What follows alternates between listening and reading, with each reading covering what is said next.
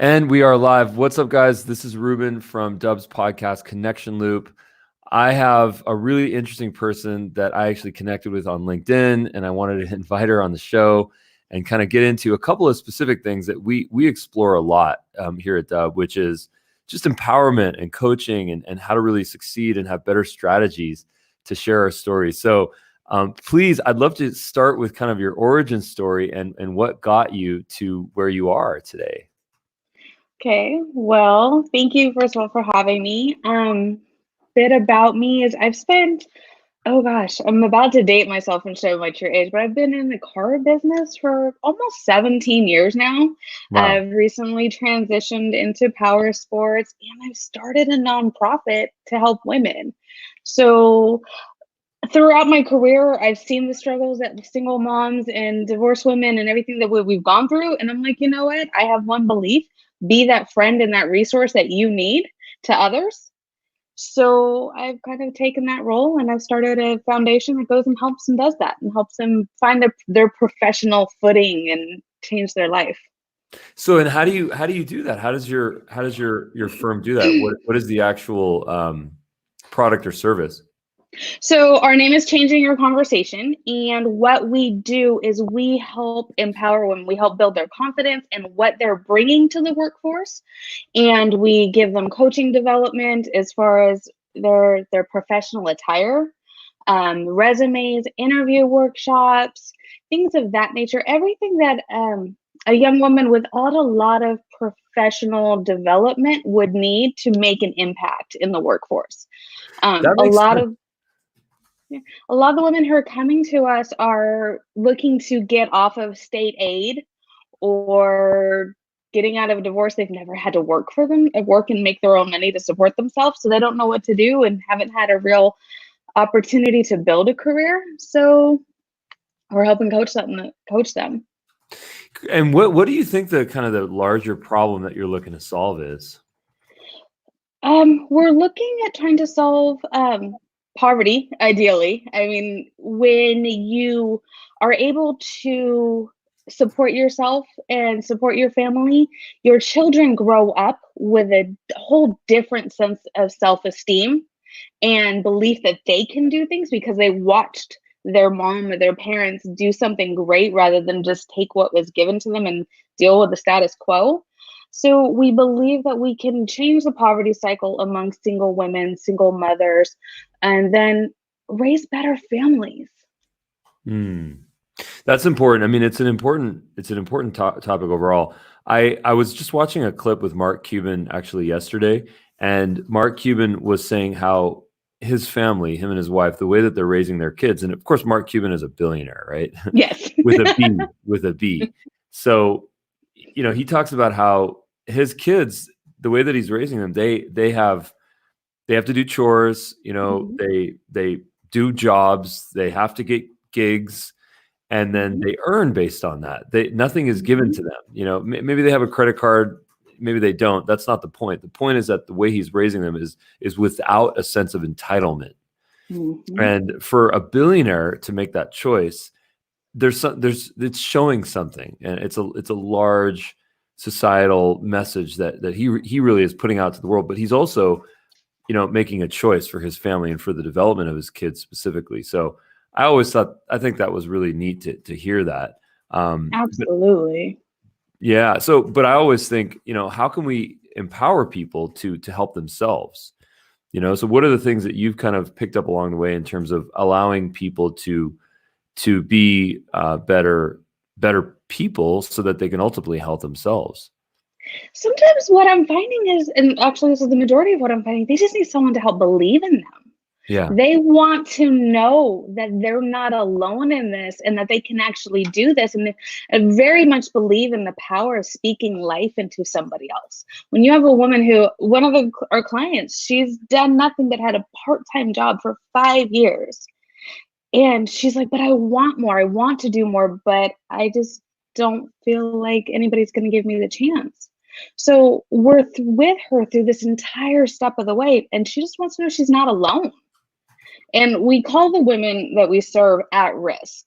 And the reason that it's labeled that, and some of my board members don't like the term because it makes them feel like we're discounting the women.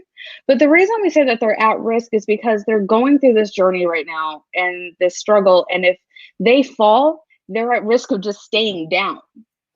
So we say that they're at risk because we're going to walk with them and help them through this and keep them from falling and sticking down and not having somebody to walk with. So I recently saw a little meme graphic floating around the internet, and it sounds like a Whitney Houston song, but it says, "If you want to find true love, look in the mirror." Absolutely. And yeah, and I really love that, and I think that it's really important. It's also important to have people that do believe in us. To your point, I think that's really important. But my question for you though is that at what point do we kind of transcend that idea of needing someone else to believe in us so that we can believe in ourselves and not have that dependency? Because people come and go in our lives. Someone once told me that we know people in our lives for a reason, a season, or a lifetime. So I get concerned a little bit with having that need to have that third party belief in us when at the end of the day, maybe it's just it's us that have to believe in ourselves. What's your take on that? Oh, I very much agree. If you don't believe that you can do something, if you truly believe that you're worthless, you'll never achieve anything great.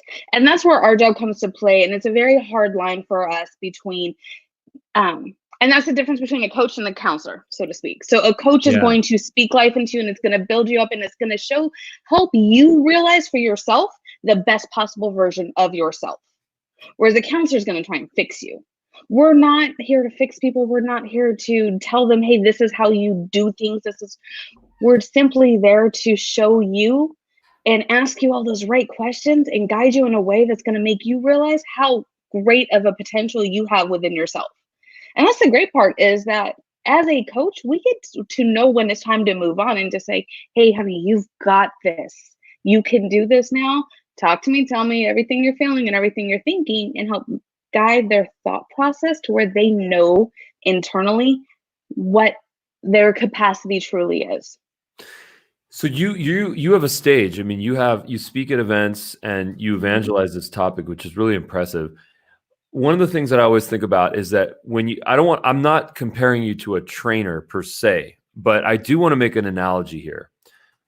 And that analogy is that anytime I've personally gone to a trainer, once the training sessions are done, I don't sustain that. I go off and do the stuff that I would do. If I get into a situation where I'm empowered to have a mindset to go and to be physical and to be active and to be healthy, and it comes from within, not having someone else tell me what to do, I do much better. So I know you're very experienced and you're very skilled at this, and I know you've thought of this, and this is exactly what you do. But I'm very curious to get your take on that. Well, there's that saying, give a man a fish he's going to eat for a day, teach him to fish, and he'll eat for the rest of his life. Yes. Our goal is that it is to teach them what they can do. It is to teach them to take control of their life. It is to teach them how to manage their money, because even once they've gotten a new job, we're not ending then. We still coach them for another 120 days. Is to teach them to take control, develop full accountability for where they are and what they want to be, and to plan out every step to their goal. Right. That makes sense. They can do it without us. Right. That makes sense. And then, so what are some of the objections that you've seen? They don't have the experience. I can't take the time away from my kids. I'm too old. We've had clients that are like, I haven't worked in 10 years. I'm too old. Nobody's going to hire me. That's not the case. Right. So it's simply just one of the big, my specialty is life coaching. So one of the biggest things that I work through is those limiting beliefs and how you see yourself. And I'm just trying to make sure everyone knows that she can do great things. The people that I speak to that want to help others and want to provide frameworks, for improving, most of the time, I don't want to say all the time, most of the time, they've gone through struggle themselves. Yep. They've gone through trials, tribulations. They've gone through, sometimes peppered pasts, and from that struggle and from that pain came ambition, insight, desire, compassion, a need to kind of help people. Rumi, the great Sufi poet, once said, the light enters from the scars. Yes. Where did your light enter? What was that moment for you? That moment for me was back in 2012. I was getting divorced, and with $1,000 to my name and only knowing my boss here in Washington, I left all of my friends, all of my family, everything I'd ever known in California, and took a risk and moved up to Washington with my oldest daughter, who was 17 and a senior in high school at the time. And there was no plan B. I had no choice but to make it work. It was the first time in my entire adult life I had ever been on my own. And I was fully responsible for raising this young woman and making sure that her and I were able to eat. So it came from that. It came from that drive and that hard work that I had put in and build my reputation and build the security in my future. And then CYC in itself, Changing Your Conversation, came just a few months ago when I was with a company that I'd been with for 2 years that took a chance on me and taught me how to be a trainer. And then an account manager and a coach in that aspect. 300 plus people nationwide got laid off in one day, myself included. And while I was fortunate enough to where I had a support network that helped keep me grounded and not fall into that depression and help me find a new position. Did I lose you? Oh, right. There you are. I saw women across the country who didn't. One of my girlfriends, she was out of insulin and they cut off her insurance the next day. So I sent her money to go and get her insulin. And she's like, I can't repay you. I was like, I didn't say it was a loan. This is a gift for me to help you. So I've been through the struggle. I've been broke. I was a teen mom, high school dropout. So I have built all of this to where my girls have seen me pick myself up and continue to work and put in the hours to build the career and reputation that I have now. I can't keep this to myself. I have to show other women it can be done. I have to empower them to know that there is hope out there, that this struggle of financial aid and food stamps and welfare, whatever it is called now, there is an end to it. It does not have to be a way of life that you pass on to your children. The cycle stops, and you're really empowering people to stop that cycle. Isn't that one of the biggest problems definitely in America when it comes to poverty and being below that line and not having sustainable means to live a fruitful life, is that it becomes generational because there's a lack of money, that results in a lack of education, that results in lack of opportunities. That's interesting. You're breaking a cycle. Now, of course, I have to say that there are some people that the 0.01% that take that struggle and take that quote unquote being poor as their ambition, and that's what makes them become so successful. Mark Zuckerberg's dad, just to go back to that example, he was an upholstery guy, and he was a very lower middle class guy, worked his whole life doing upholstery, and I think he lost his eye. So yeah, anyways, but the point though is that you are allowing people to break that cycle, and that is relevant for the majority of the population that aren't living their best self, or that are not living in that situation. So when you empower someone through your coaching to kind of break through that, there are some specific requirements. I have bills to pay. I've got $25,000 in credit card debt. I've got kids that are hungry. I've got to pay for soccer. I've got to do all these things, right? How can they recover, get themselves to a level playing ground, get themselves to a point where their basic survival needs, those Maslowian needs, are put aside and addressed, and then to the point where they can start to thrive? How can they go from survive to thrive? Sometimes people need to readdress what those basic needs are. Do you really need that 4-week 4 times a week Starbucks habit? Okay. Do you really need to go out and get your kid the newest iPhone because it's out? Sometimes, in order to build up, we have to reset everything, take full stock of what's truly important, and then start from scratch. Hmm. And what would you say? And what would you say the biggest, the biggest kind of the 3 steps that someone can take if someone came to you and they said, "Look, I need to reframe my life. I'm not thriving. I'm barely surviving." What would be the 3 most actionable pieces of feedback that you could provide to them? Take full inventory of the people in your life, because you're never going to thrive if the people around you are constantly speaking poorly into your life. Take inventory of what brings you joy. Is it your kids? Do you get joy waking up and having 20 minutes of Devo time in the morning? I know without my God time in the morning, I'm a mess. What brings you joy? And focus on that. Does having a small piece of chocolate truly make you happy, or do you feel guilt-ridden afterwards? Because if you're feeling guilty, How then about don't both? do it. How about Right? both? Okay, and you know what? That's a fair point. That's an absolute fair point. I have a love-hate relationship with food. But if there's The answer is dark chocolate, by the way. exactly. Oh yes. Oh, so good. It's really good for short-term memory. And a glass of wine. Yeah.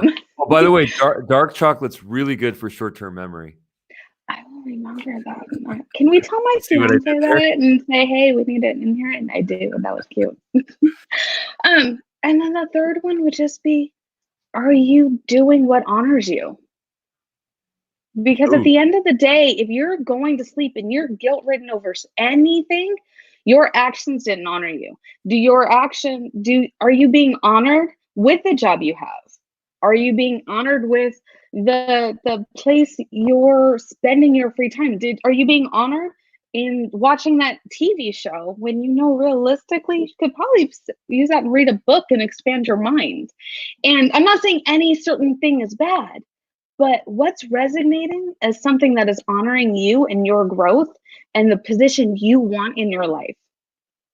So the people, the things you do, and what honors you, those are the 3 things to evaluate. So when you say take inventory of the people around you, what do you mean by that? And there's this one thought that's going through my mind right now. And I sat in on a talk a long time ago from this really shrewd and successful PR agent. And I'm trying to remember his name. He wrote a couple of books, but he opened up, and it was a creative audience, very creative audience, like sort of filmmaking kind of audience. And he opened up with this statement. He says, if you want to be successful, fire your flaky friends. Mm-hmm. And everyone in the audience said, wait, what? Because we all have a flaky friend. I mean, we all have a friend that's just sitting on a sofa in his mom's basement right now that's just chilling. And why do we got to fire that guy? You know, we went to grammar school with him. Like, we've known him forever. We play soccer with him. He's in my band. You know, we get together once a month.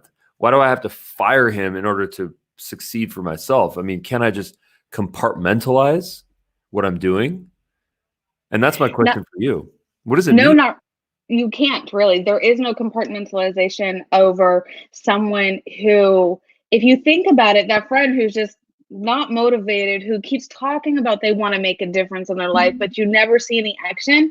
Every time you go to spend time with them, you're taking a step down or a step away from your full self, because they're not going to be able to come where you're going. They're not going to be able to stand in that light that you're shining in.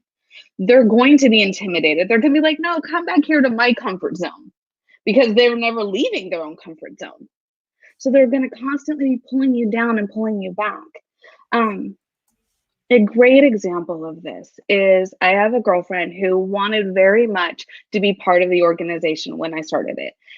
She was one of the first people I called, and because she's told me time and time again, she wants to change where she's at. She wants to make a move. She wants to do something different and do something better and make an impact and help people. She flaked off on the first 3 meetings we had. And I finally had to say, hey, honey, I love you. And whenever you're ready, come see me and I'll find a place for you.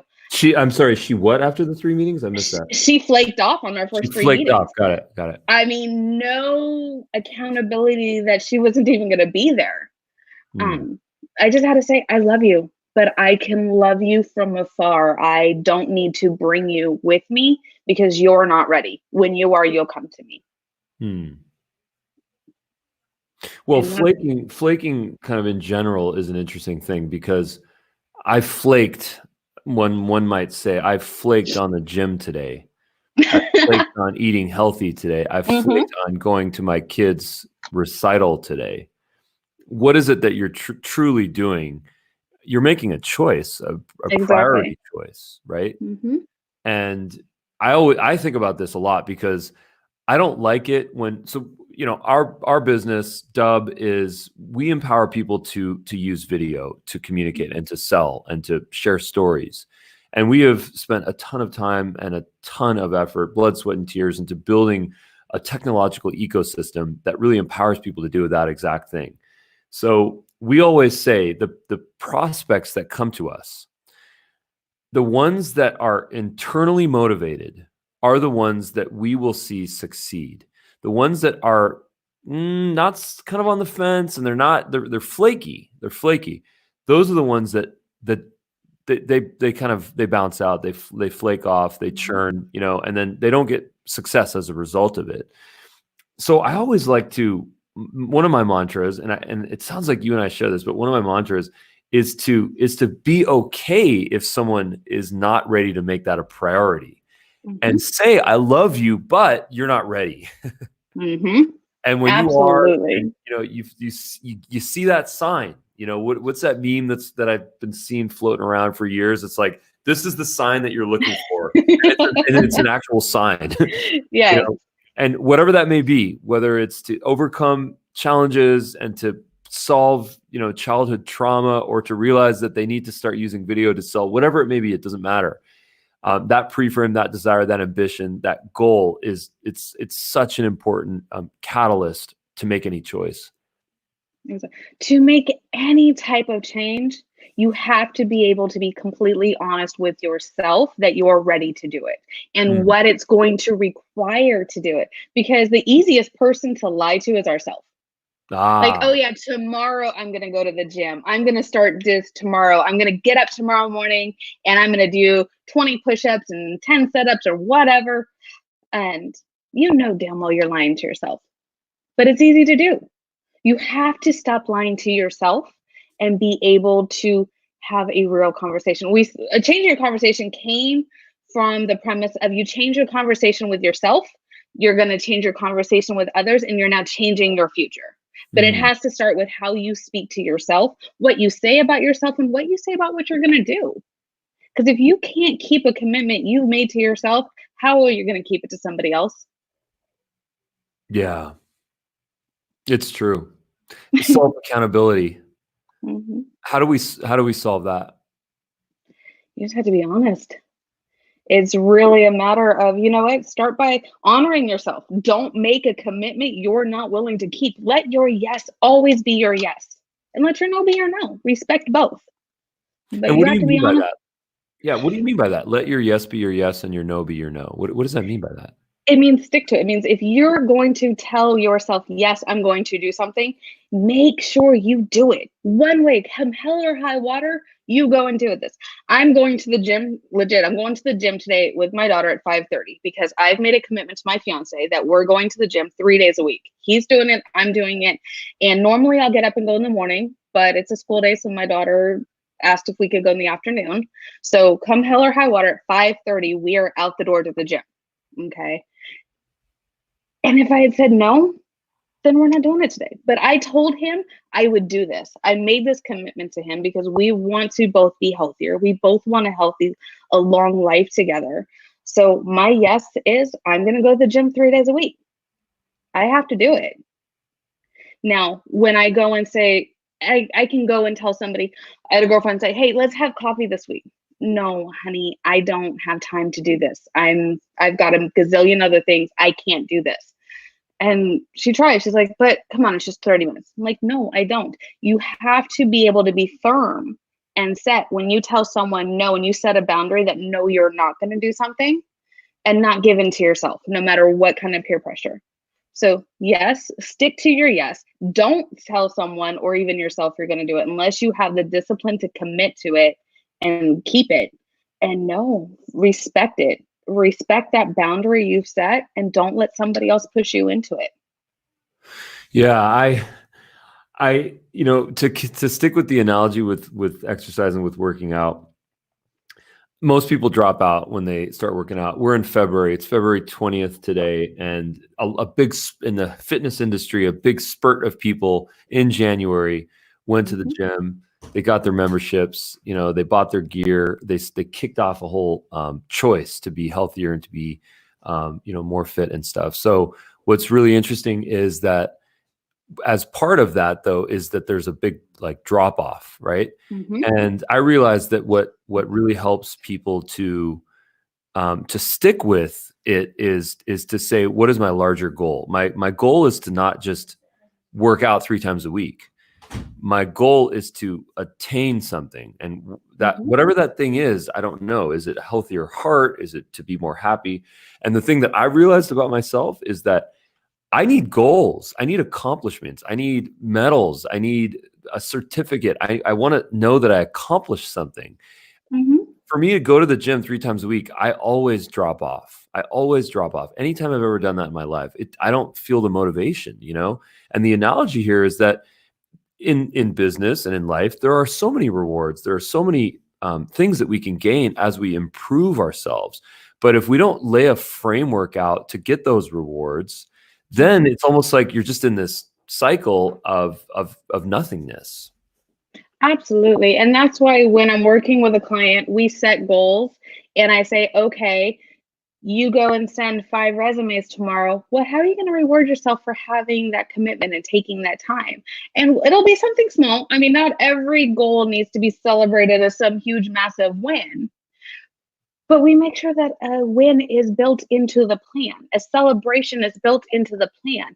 Even if it's, hey, I want you to tell me when you've completed this, and I'm going to call you and I'm going to congratulate you and I'm going to tell you I'm proud of you and how hard you've worked and celebrate with you. For the gym, my fiance and I, we have our 3 goals 3 days a week. So my personal goal and win is every time I go, he's going to post on his social networks asking for donation to my charity. Because he knows that's a big thing right now. We have to buy laptops. We're finding women that we're serving don't have computers at home. So I'm trying to raise money for this. So every day that I go to the gym, he's posting on all of his social networks about what I'm doing, what we're building, the women we're serving, and how people can come and donate. Now, I don't go to the gym for my 3 days. I only go twice. The following week, I can't eat out at all. That means no Starbucks, no Taco Bell, none of these unless I'm on the road traveling, because I do that for work as well. I'm not allowed to spend any money at a restaurant anywhere for a whole week. That's hard. I love to eat out. I love to cook, but I love the convenience of eating out. Now, for him, he goes to the gym 3 days a week. He gets a picture every single day because he lives in Michigan. We do the long distance thing. He comes home once a month. Now, he doesn't go to the gym for 3 days. I get to pick some random person on his Facebook and say, you got to send them $50. The last thing he wants to do is be separated from the money. That's the opposite of reward. That's exactly, public shaming and a financial loss. Exactly. So he is more than motivated to get to the gym 3 days a week, even if it's only to avoid having to give someone that I randomly pick $50. So it works though, because you know what? We've both been on it for the last few weeks and we're committed. And it's more that reward. You know what? If I have to go a whole week without my Starbucks, I'm not going to be happy, but I can survive. But the fact of I have somebody else promoting what I'm doing and helping build into what we're trying to raise money for, I'm all for it. I'll hit the gym every day. I think my goal this week is 5 days, just because that's the more posts I get. Right. There's a comment that we have here from Zakia Ringgold. She says, mind blown, had no idea. Nice. And I have no idea what she's talking about, but it's probably something that you said that was really interesting. I was gonna say no idea about which part, but okay. I gotta show this one, which is a little plug for Dubb. So gotta love Dubb. Zakia, thank you so much for that little plug. Really appreciate that. I know, I'm excited. We just signed up with it today, so I'm excited to use this. One, to send video content out to our clients, as well as to work and reach out to our donors. So Oh I'm my excited gosh. to see. Yeah. No. Don't even get me started, because for fundraising and for kind of sales and for biz dev, it's like, as I sit here and have this conversation with you, I feel like I know you. I feel like I like you. I feel like I trust you, and all of that is made possible by the medium in which we're communicating through video, right? Absolutely. And isn't it amazing, though, that for you and I to have had this engagement and to have this great little connection here, that it was weeks of planning, back and forth conversations, back and forth emails, a scheduling situation, a booking of a time. Maybe someone got busy and they have to reschedule. And then we've got a little bit of tech that we had some struggles with. My headphones were absolutely not working. So that's why I'm going without my headphones. And we were struggling with all of that. And then finally now, after like probably 100 engagements back and forth, here we are communicating. And synchronous communication like this is amazing. This is almost as good as being in a coffee shop, minus the $5 latte and the parking. But and the outside noise. And the outside noise. We're definitely, focused here without distractions. But asynchronous video, Yes. and this is what I always say, it's the next best thing, And I always say, look, if you have a story to tell, and if you've got value to provide, and if you want to truly help people, don't chase them and say, I'd love to get a time in your calendar. I'd love to show you how I can do X. I'd love to show you how I can do Y. Don't do all that. Share your best story, provide your value, put them on a pedestal, be that guide that Donald Miller talks about in the Brand Story book. Be the guide and let the other person be the hero, and send them that video in Gmail, send them that video in LinkedIn. All you need is the Dubb Chrome extension, Dubb at the end of the day it's a technology, it's pipes, but it's people like you that are sharing your stories and that are providing value. We're simply just facilitating it. I look forward to diving into it. I'm going to be introducing it to my team next week. So awesome. That's great to hear. Any kind of questions you have? We love to do these sessions. We also actually do an effort. It's totally new, and I'd love to get your feedback on this, but they're called video jam sessions.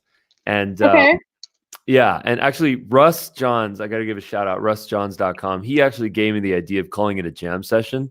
And as a musician, there's some musical stuff behind me. As a musician, I've been doing jam sessions since I was like 13 years old with friends. And so this idea of having a video jam session where we connect with Dubb users, people that use the technology, and then to show them, hey, listen, what problems do you have? Let us help you to solve those. And those are a lot of fun for me. So they're not salesy, they're not pitchy. They're most commonly with already people who are subscribers.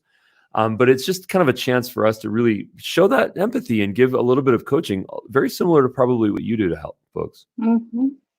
I love it. And anytime you can connect face to face with somebody, it makes all the difference, because anybody can be a voice on the end of the phone or the other screen, and you have something in between, you're not paying attention. You don't know if they're really engaged. You don't know if they're listening.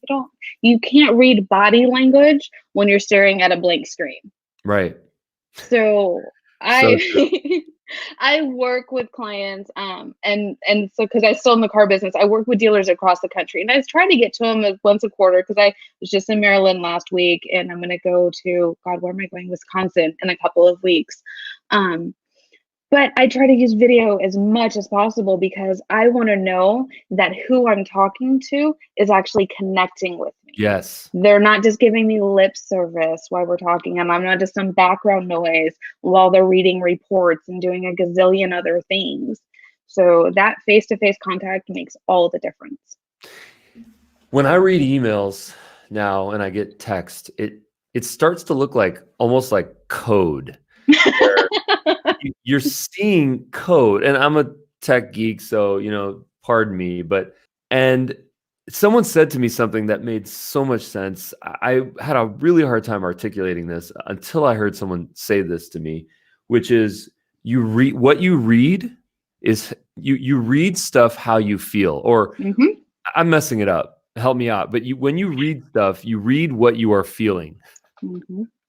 So if someone puts in some text in a text message, and then there's an exclamation point at it, if you're feeling upset, or you're feeling like someone's being sarcastic, or if you're feeling someone's not being fully cool or honest or whatever, that's what you're going to see potentially. You're going to see, you know what, that was an exaggeration. That wasn't legit, right? Whereas if you're in a happy, good mood, and then you see that exclamation point, you'll just take it at face value. Mm-hmm. And you just summed it up so perfectly, because you said it really comes down to body language, and when we're honest and when we're authentic and when we really want to provide that value, we can see it in the body language. And humans have this fifth, sixth sense, seventh sense, whatever it may be, where we can actually sense things within body language. And when you're in business development, like you and me, and we're building relationships to provide mutually beneficial long-term value, conveying that body language is really important. So I applaud Absolutely. you for having that mindset. This is a lot of what we evangelize. Very much. I think of the lack of inflection that is lost in a text message. Think Mm, of a simple hey. It could be hey, full of anger and like harshness and what are you doing? Or it can be hey, right, it's uplifting and inviting and wanting to right. bring you in. And you lose all of that when you don't have, and yes, a phone call is great. I still remind my daughter all the time, hey, your phone is capable of hearing the other person's voice, right? But she's embracing FaceTime and things like that. And so I think as our technology develops and people become less afraid of seeing themselves, and I heard this really, really great thing because I've always been awkward about doing videos. But I heard someone say, if you don't like the way you look in video, then you just don't like the way you look. Oh gosh. And Oh I'm yeah. like, okay, wait, that's absolutely true. And it really hit home. I'm like, okay, I'm not that hard to look at it, but okay, so I need to embrace that and just be okay with having my face out there because I wouldn't hide my face behind the screen sitting and having coffee with you. Right. So why would I do this in this conversation? Right. And what is that? I haven't figured that one out yet. You nailed it on the head, though. You nailed it on the head. If someone doesn't like the way that they look on video, they don't like the way that they look in real life. Period. Mhm, Let's solve that. Let's have a lot of compassion here, and let's solve that. Um, we're all different. We look different. Human mhm, beings come in different shapes, sizes, forms, colors. We're all different. And what makes us so great is that we are different, And mhm, the second that you realize that, and don't try to be that person in the magazine or in the movie, or what quote unquote society, or I'd say old school society, wants us to look like, you get liberated. You get liberated, mhm, because let's just face it, it's 2020 right now. Video is ubiquitous. It's on every channel. I don't understand how someone can be successful in this day and age if they're not comfortable being on video, whether it's on the news or whether it's being in a conference. I mean, look, video, why do I like video? Well, there's 100 reasons, but one of the reasons is because it saves me an insane amount of time, and it allows me to scale myself. mhm, When I click that little beautiful red record button, I have a platform on which people can watch it live if it's live, and then after the fact, people can watch it. And that empowers me. And that way I can spend more time with my family, doing the things that I enjoy, to your earlier point, doing the things that honor me, doing the things that bring me joy, and of course, hanging out with my flaky friends, and because I haven't fired them yet. You need to. I highly recommend it. Yeah. Yeah. But I think well, one of the things that I've experienced with our clients, because one of the things that CYC does is we do professional appearance coaching. ooh, Um, cool. so what I've discovered is women have tended to almost shy away from putting themselves self-forward because there's this misconception that if we take the time to do our hair and do our makeup and to put on nice clothes, then we're vain. and we're shallow, and that's what we do it, and not realizing that, you know what, we just want to make sure we're presenting our best self. So a lot of the clients that I've worked with, they've just kind of hidden. And I'm actually thinking now I'm going to use this as a way to give them a reason to come out of their shell. And I'm going to have to interact with them more on video and get them used to it. I like this idea. I'm liking this a lot. So thank you. Yeah. It takes time. It takes time. I've seen people start to record. It takes time. You got to record and record and throw it away and throw it away and throw it away. It's like, you know, that scene from the movie, like Shakespeare in Love, or not Shakespeare in Love, just that cliched scene where someone's on a typewriter and they throw the crumpled pieces of paper by the trash. And then it becomes their piece, their masterpiece or whatever. There's a version of that for video. Oh, absolutely. And it's on our phones, and it's right here in a thing called the gallery. Okay. And we have our little gallery of 100 videos that we shot of ourselves on the toilet or in the pool or in our car, not driving, you know, where we just did tests and we said, hey, what's up, Susie? Hey, what's up, Sally? Hey, what's up, Johnny? This is Ruben from Dubb. I'd love to whatever. And realizing that once we get those things over with and we throw them away, then we're prepped and we're ready to actually use this beautiful channel and medium to scale our efforts. I think one of the things is that hesitation comes from the fact of when you're talking with someone, if you and I were sitting and having a conversation in a coffee shop, so to speak, I wouldn't see my face. I wouldn't be so aware of my own voice. But in a video, or if I'm recording one and sending it to you, I'm physically seeing what I look like. We don't see ourselves as much as we think we do. Yes. So my own reflection and how I sound is kind of foreign to us. And it's one of those things that we just need to work on and get past and be like, okay, this is what the world sees. The world sees this every day. Why would I want to shy away from it? Why don't I like it? I'm fine.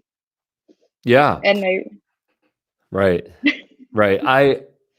Something comes to mind here. I was in a group meditation, and the teacher, it wasn't a meditation class. That was just the final thing of the class. It was like a martial arts class.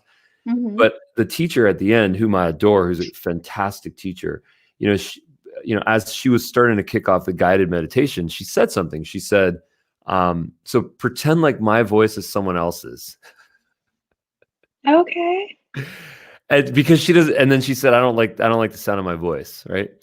And my meditation was about that. I was going to be about something else, but I decided to meditate on that, because what I realized at that moment was that this woman who's so talented, who can do martial arts in such a fantastic way, doesn't like the sound of her voice. Her voice is nice. It's great. It's a voice. It's awesome. Right.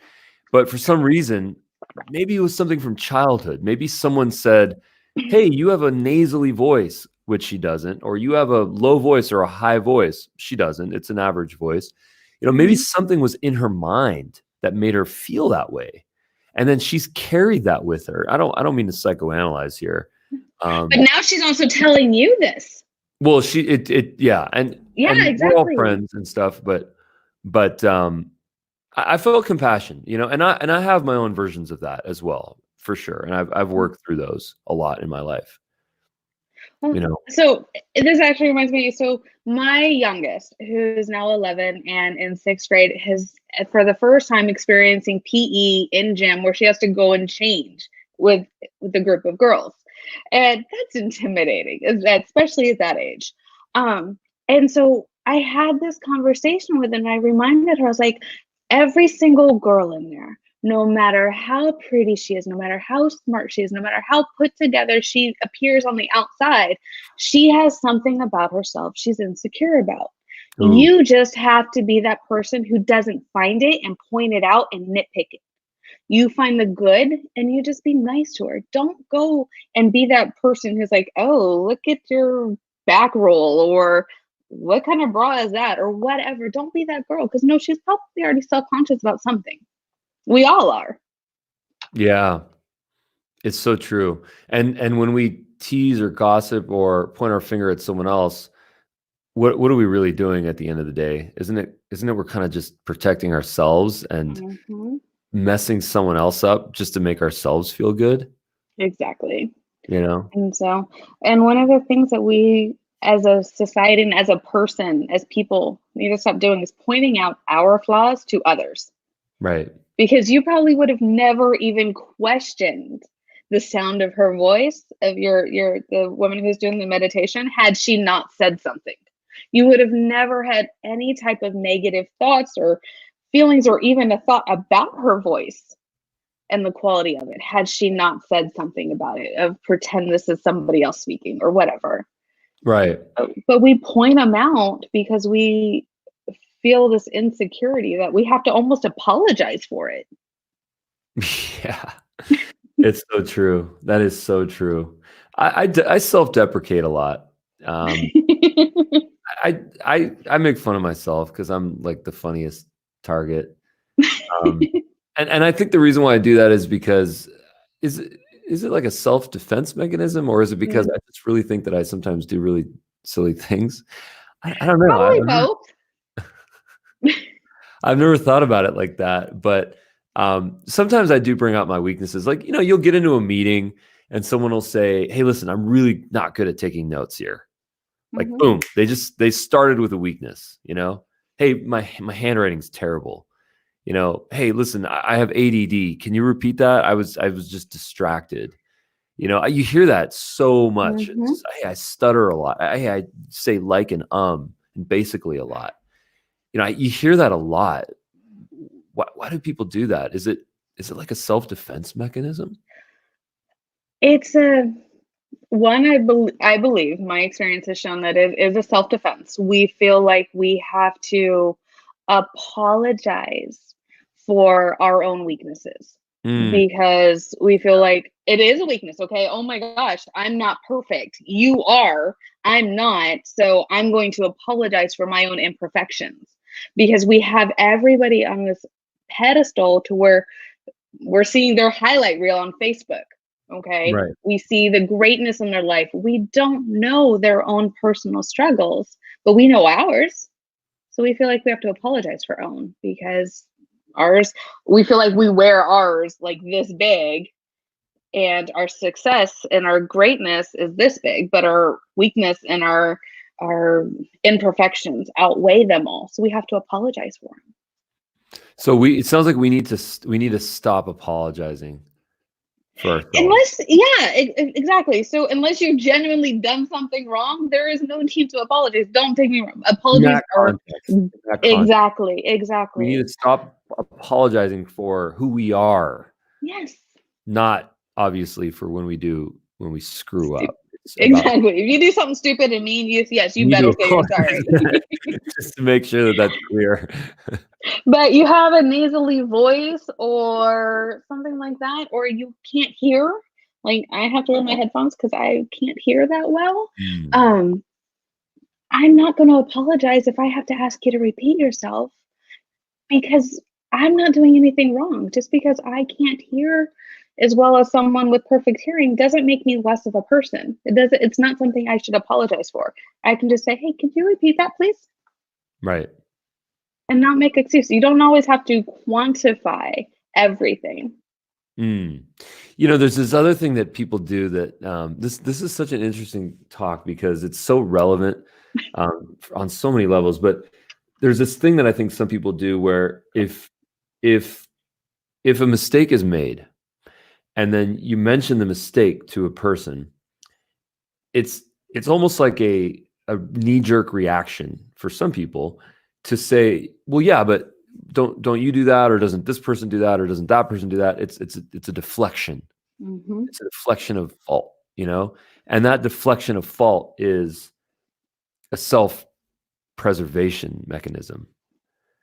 And Um, this, what's interesting about that is that the second that happens, I mean, sometimes it's relevant. I mean, we can't speak in blank statements here, but what's interesting is that sometimes it just destroys the energy of a productive conversation, you know? Mhm. Now, you can't just throw this person under the bus, because maybe the context in which were spoken to, or the tone or the format was inappropriate, but there's nuances to this, you know? And how do we get to that point of being calm and being confident, and not feeling like we need to defend ourselves, or we need to deflect, or do these things that human beings have done for thousands of years to survive? I think first and foremost, we need to get out of the comparison trap. Just because I have a fault doesn't mean that you're perfect, and vice versa. So I can make a mistake, and I don't have to find that you've made a bigger one to make me feel better about my own mistake. Mm, I can make mistakes, I can be human, I can be imperfect and still be a good person. I can still be great at running a charity. I can still be a great account manager, but I can still be a terrible cook at times. Okay. And just because I may be a terrible cook at times, and Mary is a wonderful mom and a great cook, doesn't make me less of a wonderful mom mm, because I'm great in all these other areas and she's great where I'm weak. It right. doesn't make me less. Someone has a greatness where I am weak. It means, hey, you know what? Let's join forces because you're going to strengthen me where I'm not. And I'm probably good at something that you're not. Let's work together and tackle this thing called life. And you can be great in your own strength, and it doesn't make me any less. I think that is something that a lot of people struggle with. They see someone else's greatness where they're weak and they just instantly feel less, and they have to go and find something about that person to pull down so they don't feel awful about who they are. So well said. That is so well said. Thank you. So good. So how can people find you? Give us some social channels, web address. Dara Moore, or the real Dara Moore, is everything. So LinkedIn is Dara Moore, Instagram is the real Dara Moore. Contact me through CYC. So changingyourconversation.com. You will find all of my information there. And let's connect. Let's talk. Cool. Well, you sound like a phenomenal resource for a great audience, you know, and I'm so psyched that we have you as a Dubb user, and you know, I want your voice to really to get out there, because I truly believe that you can help a lot of people at scale, whether it's on the business side or on the personal development side.